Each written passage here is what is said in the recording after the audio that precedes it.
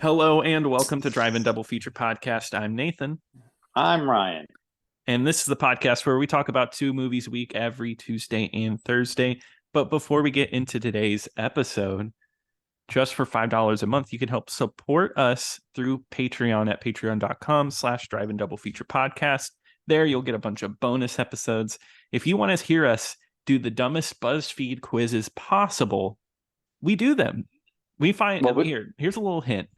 If you want to find out what 2019 movie Ryan is, which I know a lot of you have been wondering, you can find out over at our Patreon. or if you want to know which Disney princess Nathan is by his food choices, there you Mm-hmm. go. Which that's probably the most logical of the bunch that we've done. Uh, Probably. yeah, but but anyway, let's move on into this week. We're back at it again with Bondzilla, and of course it's Tuesday, so we're doing a James Bond movie. We are talking about The Living Daylights from 1987. John Glen is back to direct, and let me say I'm really surprised by that because you said this a while ago, and it's something I keep thinking about. Is it's crazy how James Bond movies, like you think they'd be made by a bunch of different people, but it's like the same pool of people making these movies. Yeah, it's been like what it's been Terrence Young, Guy Hamilton, Mm-hmm. Lewis Gilbert, Peter Hunt, Mm-hmm. and John Glenn. I think that's Yeah, it. yeah, exactly. And John Glenn has directed like so many of the. I think he's directed like a streak of movies for a while now, and I guess it's Yeah. kind of like if he's working, if he's doing well, I guess we'll just let him stick around. But you know who's not sticking around? Roger Moore. He's not here. It's Timothy Dalton playing James Bond, which I think other than George Lazenby, I would say is the most forgotten Bond. Would you agree with that? Like kind of the one that like everybody overlooks. Yeah, I never really hear. I I think Bond fans are starting to come around to him and being like, you know Mm-hmm. what, he's pretty underrated. And Mm-hmm. I'll be honest, I'd never had seen any of the Dalton movies until today or Neither so. neither had I. Uh, so I was looking forward to it to see how different he was, and it's definitely a different tone, which is a good thing. No, I agree. It's kind of refreshing. Because I mean, I love Roger Moore, don't get me wrong. I've had a lot of fun with his movies, but Timothy Dalton, I mean, just is a very different person. And you watched the behind the scenes for this, I'm guessing. Yeah, Yeah, and I watched it too, and it just seems like they even mentioned in the documentary about how differently he approaches this role than Roger Moore. Kind of like studied, really got into the character, read the books, and wanted to replicate that. And Roger Moore was kind of a funny guy who just, hey, I'm showing up, I'm James Bond, I'm going to have some fun with it. yeah. Um, so that is kind of the big thing with this one. I feel like I'm always saying this. It's a return to a more serious Bond. They said we're taking it a little more seriously this time, but this time they kind of stick to it. They definitely stick to it more than they had with Roger Moore. Yeah, definitely. I mean, that was kind of like the thing they wanted. They're like, okay, like we've done kind of like the campy, cartoony Bond. Mm-hmm. Let's try to do something a little more reality based. And they've said, like we want to see Bond get beaten up. We want to see him be a little more vulnerable, be a woman man. They wanted this Bond to be very monogamous. Yes, yeah, we wanted a monogamous Bond. The 60s are over. He's a one woman man, and we do get that. Except for in the opening. I mean, because we do get an opening title sequence, which is kind of like Bond training. So I guess it's like a good introduction. Like this is a brand new Bond, or sorry, I should just say spy training, and all the spies are get killed pretty much except for James Bond. And it's actually a really long opening sequence. Is the kind that like it got to the end of it, and I was like, oh yeah, this is just the opening sequence. Like it felt like a whole action set piece. It's actually really a solid start to this movie. Yeah, that's I like that one. It has a really big fiery explosion at the Uh-huh. end. Yeah. Timothy Dalton like hanging on the top of like a Jeep for hang on for dear life. Yeah, and that was one of the stories that came from the set that day was like, Cubby Broccoli, the producer, was basically just like, whatever you do, do not hurt him. Like, do not, like, Could do you not, imagine? because well, one thing we didn't mention, like, but Dalton, it was fun. One thing I didn't realize was that Timothy Dalton was actually like the first choice to play Bond, like back in On Her Majesty's Secret Service, and it's Yeah, like, yeah, but they wanted it, but he thought it would be better to play Bond a little older, so he yeah. didn't do that. Which I couldn't even imagine Timothy Dalton playing that role in the 60s. I don't know what he looked like then, but I'm sure he looked really young back then. Yeah, So it might have been an odd choice. but they still went with the younger Bond because George Lazenby was in his 20s Yeah, when he that's did right. that movie. So, um, Um, but then but they found out Timothy Dalton was too busy. mhm. And then they're like, okay, well, let's go with our next pick, and that's Pierce Brosnan. Yeah, it seems like it's been like a long quest to get Pierce Brosnan because has wasn't he keeps popping up like, oh, during the Roger Moore era, it's like, oh, if he doesn't show up, if Roger Moore isn't in this one, we're getting Pierce in here. Because I think Cubby Broccoli there just was a big fan of Pierce and always wanted him to be in these movies. Yeah, I mean that he said this. They said the same thing about Timothy Dalton, like how he was Yeah. pursuing Dalton for like decades, trying to get Hmm. him to play this role. Oh, and they did a screen test too with Sam Neill. Can you imagine this movie with Yeah. Sam Neill? Yeah, and honestly, it makes me feel like when I saw like that, and like all of the producers and the director, they were like, Sam Neill was like what we wanted, but it was Cubby who said no to him. It was really interesting. It sounds like Sam Neill was very, very close to being Bond. And that screen test they showed, I actually think he could have made a good Bond. Yeah, I think so too. But instead, we got Timothy Dalton, who just kind of brings a very different air. He's very unique in this role. And I still don't think we have a Bond quite like him, even like to this day with Daniel Craig. He's just really cool. I think Timothy Dalton plays this really cool. He's vulnerable, sure. But I don't know. He just plays suave so well without having to be like corny or have like a bunch of one-liners. Yeah, well, I mean, he's a very careful Bond. You know, Mm-hmm. he's not as I don't think he's as reckless as some of the other ones. Like Mm-hmm. there's a scene where they're telling him to take out a sniper, and he chooses not to, and everyone's like, "Oh, well, you just did it because it was a woman or whatever." He's like, "No, it was like something was up. Like I could tell that she wasn't a Mm-hmm. real sniper just by the way she was holding that gun." Yeah. Doesn't he say like I think I scared the living daylights out of her? Yeah, and then Yeah. credits. Yeah, it was great. It was a great movie. But no, I mean, yeah, that's kind of like the setup for this movie. But first, we have to talk about the opening title sequence and the song. It's The Living Daylights by Aha, which I love hearing the beginning of this song in particular because it sounds like a Genesis game, the synth that plays at the beginning. But no, this song's great. I think it's a really solid 80s song. I have a lot of fun with this one. I'm indifferent to it. Really, really, you don't like this one that much? I wasn't feeling it as much as I was the other songs. No, I gotcha. I Okay. mean, I mean, I there were some other strong contenders, but I don't know. Maybe I need to re-listen to it. I mean, I don't hate it, but I was just thinking like, oh, that's not as powerful as the other songs. I'm trying to think of the title sequence. I think the title sequence is cool. Doesn't really stick with me. There's just a couple of moments I like. I think it's really funny because all the women in it, the gag is like, I have a gun and I'm gonna shoot you. Just all of them like secretly pull out a gun. There's just one part I really liked where it's the lady sifting through the water with a gun. And I thought that looked really, really cool visually. Um, Yeah. I don't know. I did wasn't all that memorable to me, but dang, it's already out of your head. I yeah, get it.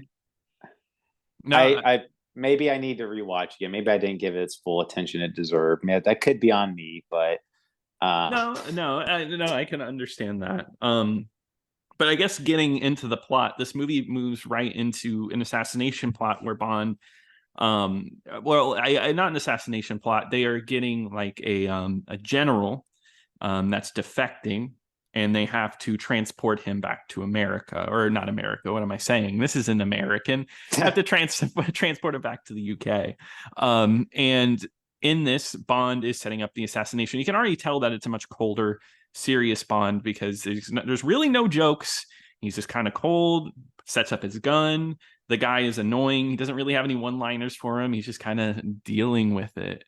Yeah, I mean, there's a little bit of like haha moments like I in mean, this yeah. scene because there's a scene where they they get him finally like in uh one of the because Bond is teaming up with another Mhm. MI6 agent, and he's like basically like, oh, you're just coming in to help because the general asked for you specifically. Like you're not like if it wasn't up to me to bring you, Mhm. and he's like, okay, well, what are you going to do once you get the journal? He's like, Bond, that's on a need to know basis, and you don't Yeah. need to know right now. And this guy, he's obviously inept because Mhm. when they get him out, the general out, because he's like fleeing a building, like, there's guns firing, or quote, guns. Like we Yes, think yeah. it's guns. And so they're like, well, what do we do with them? He's like, oh, I was just going to put him in the trunk of my car and we were just going to drive through the border. And he's like, are you stupid? That's the first place he's going to look. Exactly. And then he just lets him ride in like the passenger seat. But you are right though. It kind of has that tone, and then it gets really silly, but it's actually like a scene that I kind of like. Oh, I Um, did too. where they have to transport him, and how they transport him is through like the transcontinental pipeline. They have like an empty pipe, and they're gonna shove him in there and launch him. Super goofy, but it's kind of funny because it's played so seriously. Like they're packing it up. It's like Bond has worked on this before, even though he's like, this is the first time we've ever used this. Well, yeah, he said, he's like, well, how many successful tests have you had? He's like, well, you're the first test, so goodbye. And just shoots him through. Yeah, but But there was the other sequence too, where it's like, Mhm. there's like a female guard who's like working on the inside, and then they're like, Mhm. oh, we have to distract the control operator. And she just like goes in there and like lets the guy motorboat her pretty much. Like, Yeah, just and put just his like, face right into them.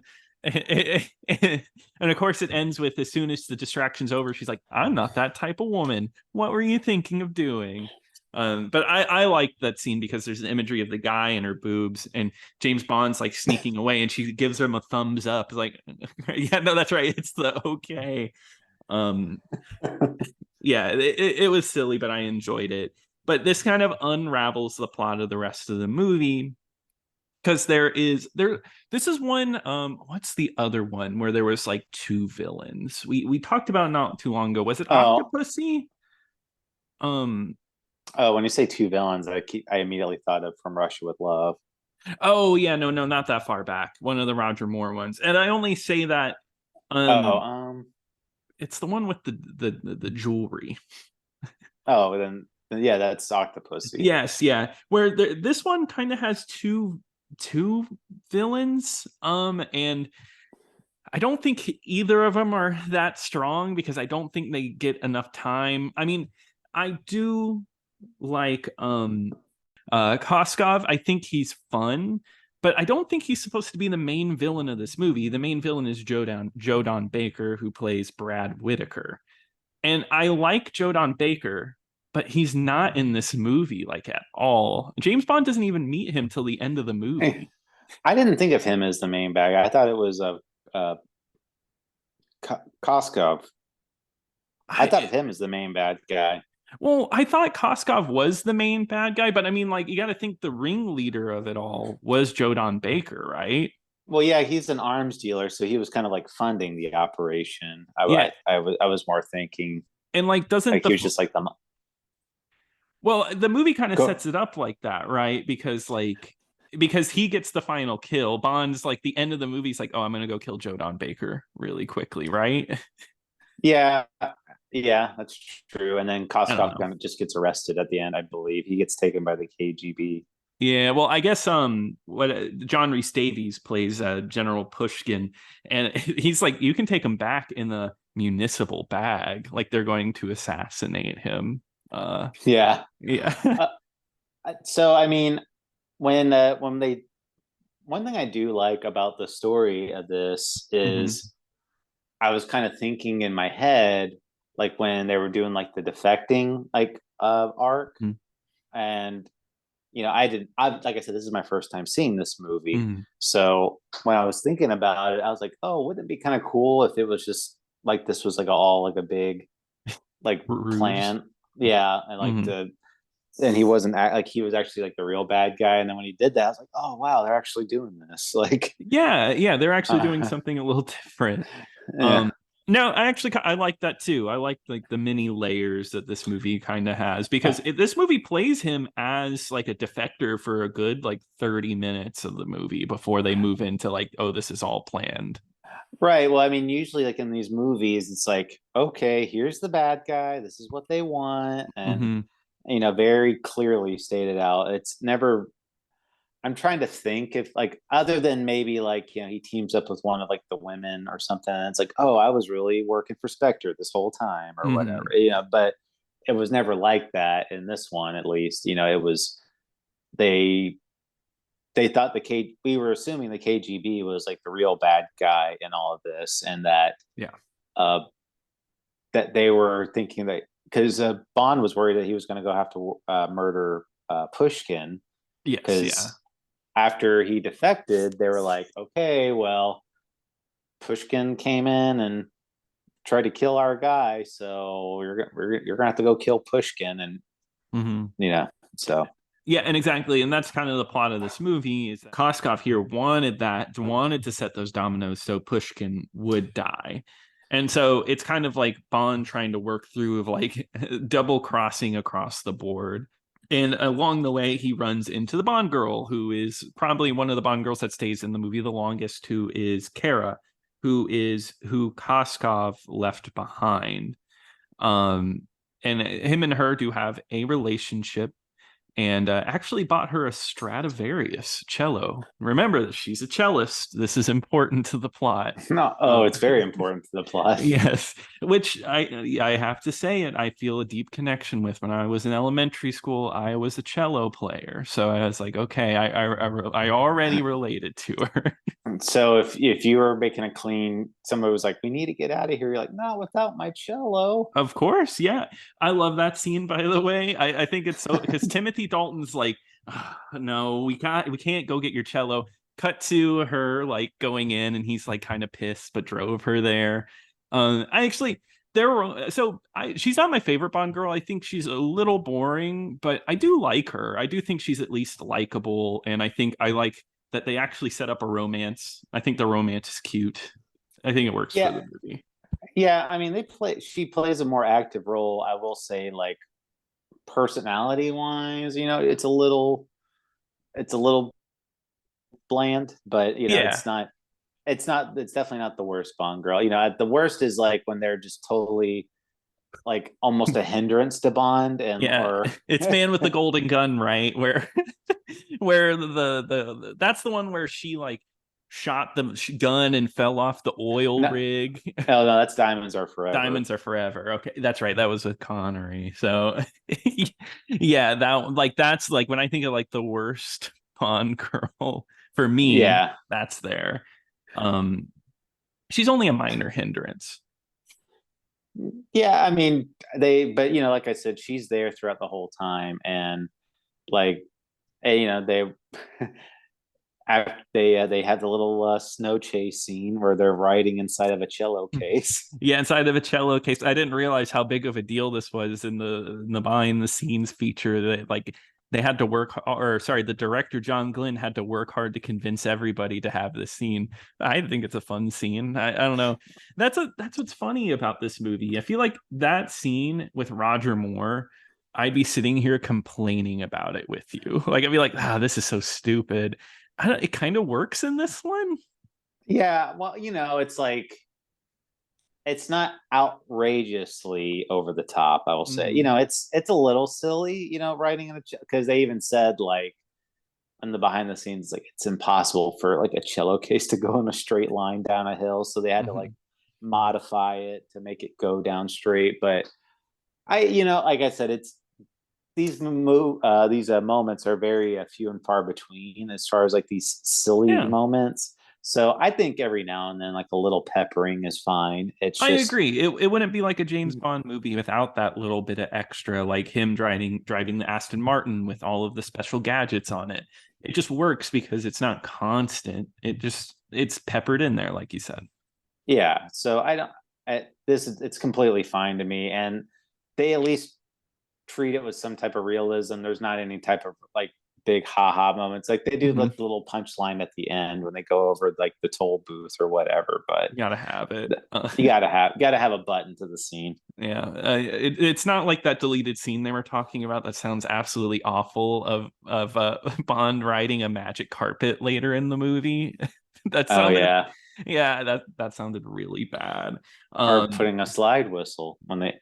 well, that happened, and it was No, bad. that never happened. That's What are you your talking about? in your imagination. Never Sorry, my happened. imagination. If it never Okay. happened, Well, if I say it never happened, it never happened. okay. Sounds good. Wow, a lot of things can be wiped off the table, I guess. but but yeah, their relationship's fun. I like the scene where they go to the amusement park and they ride the Ferris wheel and the roller coaster. James Bond looks like he's having a good time. It's just odd, I guess. It's just like to see James Bond on a date. Well, yeah, they do like the full day. Like he Yeah. goes and like does like the sharpshooting carnival game, wins her a prize. She's they're loving it. Yeah. Um, we should say though, so I mean, like this, the whole time that they're doing this is that it's under like the impression she's under the impression that Mm. she's actually helping Koskov, like and that James Bond is actually a friend of Koskov, even though it's kind of made clear that James Bond knows that something is up, and Mm. that it's not really what they say, where Koskov is like this innocent defector and all this, and he kind of pieces that together, but he's kind of playing her a little bit, where he's just Yeah. saying like, I'm Koskov's friend, I'm here to protect you, like we're gonna try to head over to see him, but we gotta wait it out first, and he's just trying to squeeze her for some information. And that's kind of like the thing, like they do eventually, when they're on the Ferris wheel, they do eventually have sex, but it's like On the Ferris wheel. on the Ferris wheel. But it's a little more like she doesn't think, like she's like, I don't know, like I'm with Koskov, and he's just like, Mhm. just don't even worry about it, let's just do this thing. Yeah, and see, she didn't have to worry about it Yeah. because he was a bad guy. Uh, but anyway, after that scene, right, is another kind of bizarre scene. The guy from the beginning of the movie that helped him out with getting getting Koskov, he shows up and he dies by sliding glass door, which is Oh really weird. yeah. Where like he's like, all right, I'm heading out, and then the henchman, what's his name again, Necros, Yes. yeah, he has like a machine and he shuts the door on him, and it just like basically the sliding door slams him to death. Is that what happened? Because I was like unclear like what the exact manner of death was. Okay, maybe it was something else, and that's just what it looked like. Like the I door slammed, it broke, and he was like dead, right? I thought it was like an explosive of some sort, or like something, Was it? I don't know.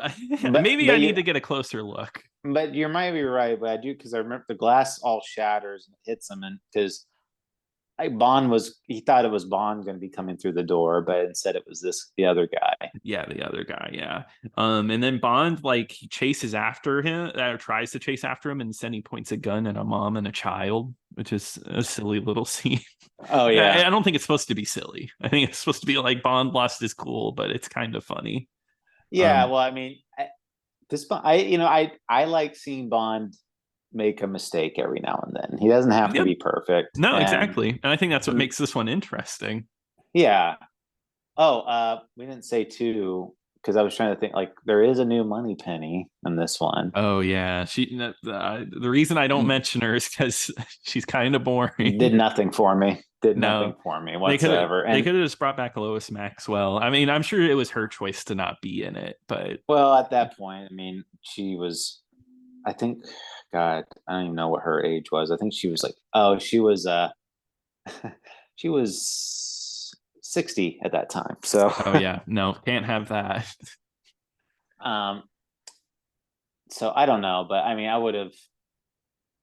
I even like their chemistry that they had together. It felt very like brother and sisterly, not like past lovers or whatever. Exactly. It doesn't have the same vibe. For me, it felt like she was pining after Bond. Like, I'll never be able to get him because I'm kind of a dork. I wear glasses. And Yeah, like and he'll never notice me with my glasses. yeah, I mean that's kind of how it felt because Bond kind of just like pats her on the back at one Yeah, true. point. Um which I don't think that's how that should work. Moneypenny and him are supposed to have like this kind of like sexual tension almost like they would if they could kind of deal. Um Exactly. yeah. But we still have Q in this one. And I actually like Q's bits. Even though the one joke is a little odd where there's the rocket inside the boombox and he's like, that's the ghetto blaster. And I was like, okay. Yeah. Uh, There's like this for our team in America. yeah, I'm like, yeah. oh no. Exactly. I was like, all right. Which I guess behind the scenes, Prince Charles was the one who launched that special effect because he was on set that day. And Princess Diana hit him with the bottle. Yeah. Wow. Making history. That's why this is my favorite one. Just because the Oh, royalty was a part of it. oh, big royal fan. Oh, yeah. Huge fan. That's why you have a crown on right now.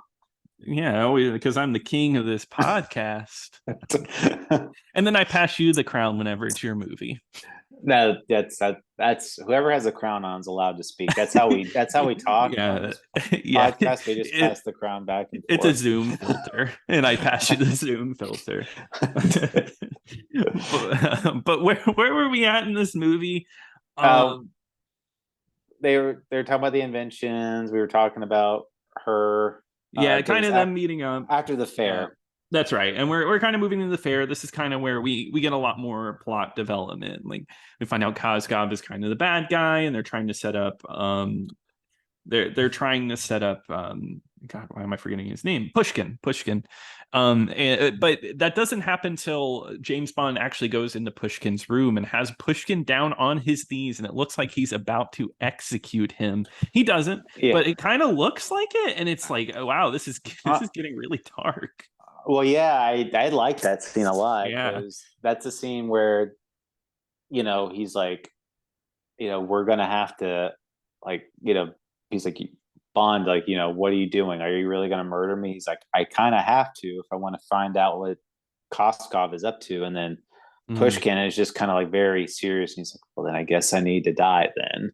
Mm-hmm. And like, just like, oh, you're gonna have to kill me to do this. And that they set up this big, like, elaborate public assassination of Pushkin.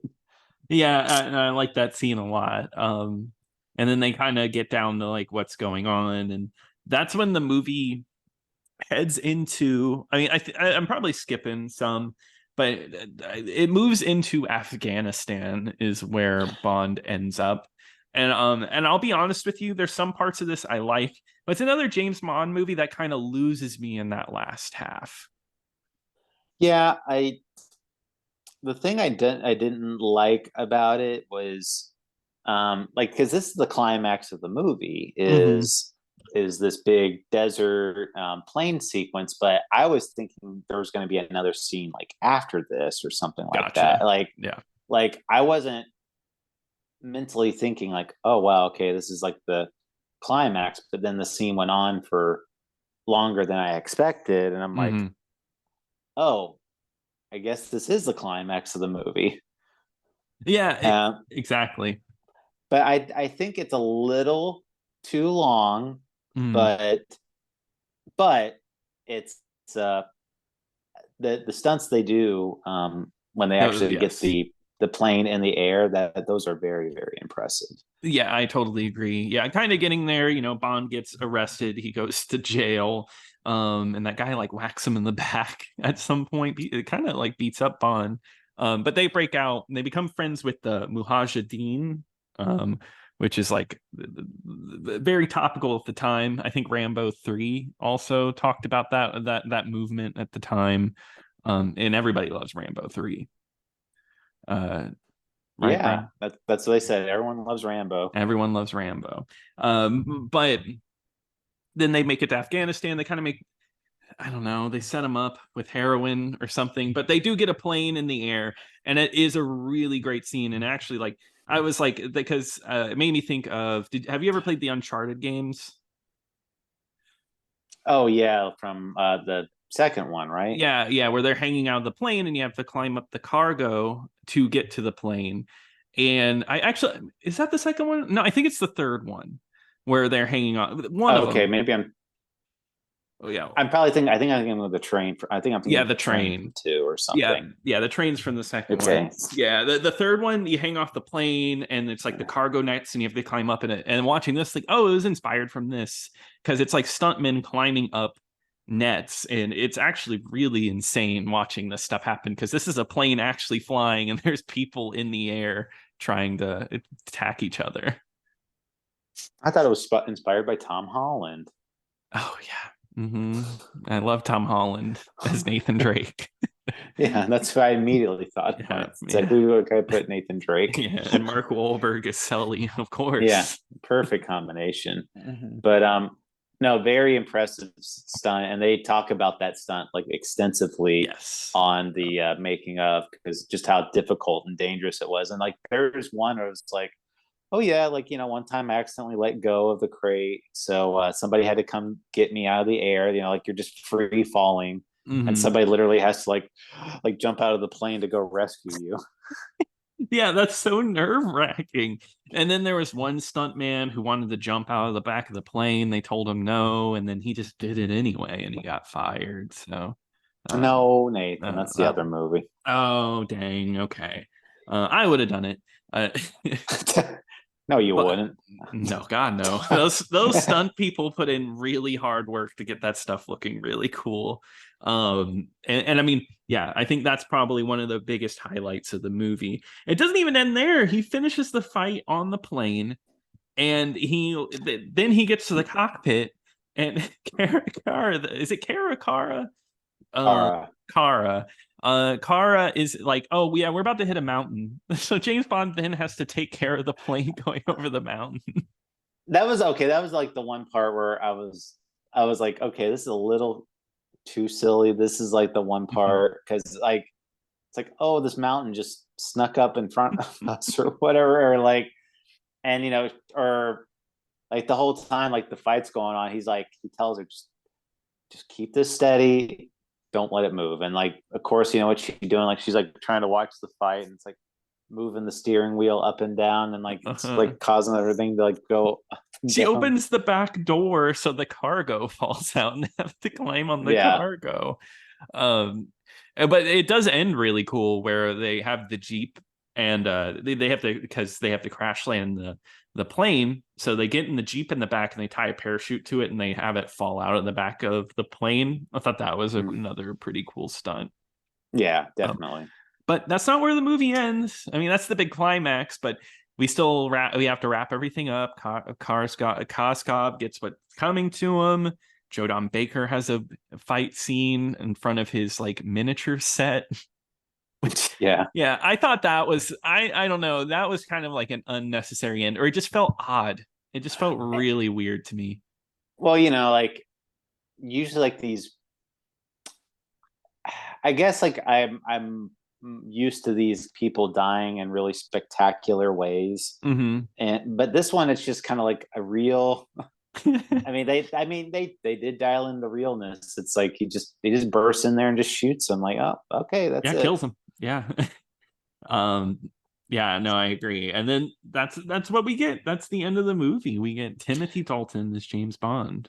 And then he will be with he'll be with the Bond girl for the rest of this rest of its run, right? Even Pierce Brosnan will be with her whenever Timothy Dalton gets replaced.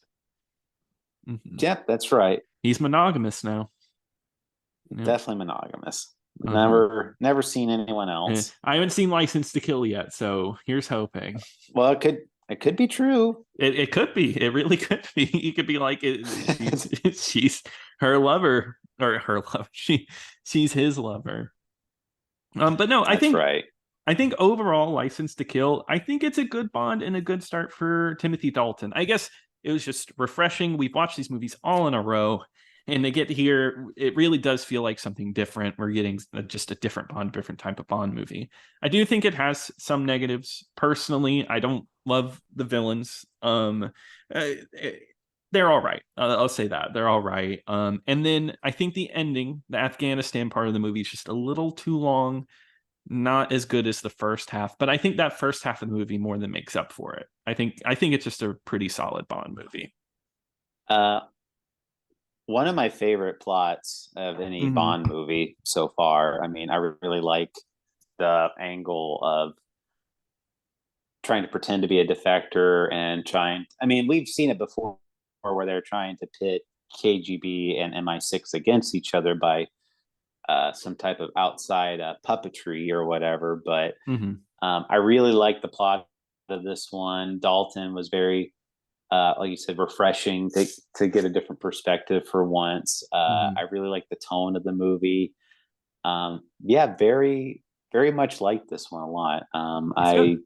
I give it pretty high praise. I definitely think I don't hear of this one being talked about a lot, or Yeah, but I I do did think more look. people talk about the next Dalton movie if they were to talk about one of them. But coming around, every like me, like you and me, we both the Rotten Tomato scores. Oh, that's That's what important. that's what we live and die by. I Mm-hmm. mean, Mm-hmm. so that's the only way we can effectively prove if we like this movie or not. Mm-hmm. And and actually, they did a ranking of all the Bond movies based on tomato scores, and Mm-hmm. this one is number 13. Number 13. So average, I guess.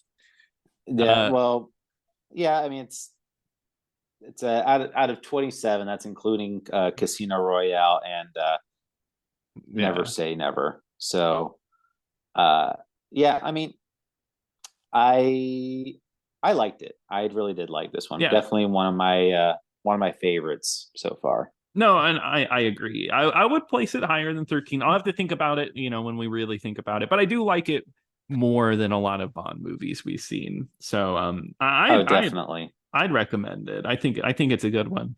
I think Timothy Dalton deserves more love. Absolutely. More Dalton love.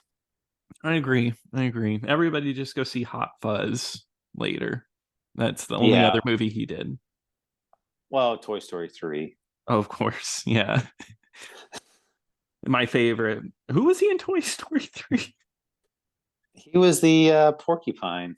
That's Like right. Oh, like so that means he's in the Toy Story 4 as well. yeah, he's like the little British porcupine That's thing. right. That's right. Well, I guess he's Welsh, but yeah, you get the Yes. idea. Yeah. Or I Um, mean, who could forget his role in The Tourist? yeah. Oh, yeah. Who could forget the tourist? Uh, Looney Tunes back in action as well, of course. Yeah, Yeah. everyone's on. It's my Another favorite favorite. Brendan.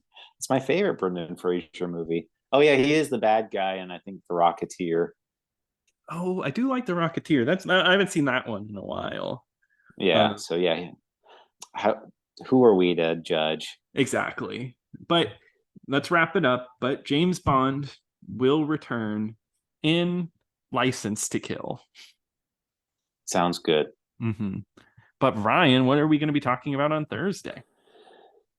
Well, Nathan, uh, we are going to talk about one of my favorite animals, and that's the jellyfish.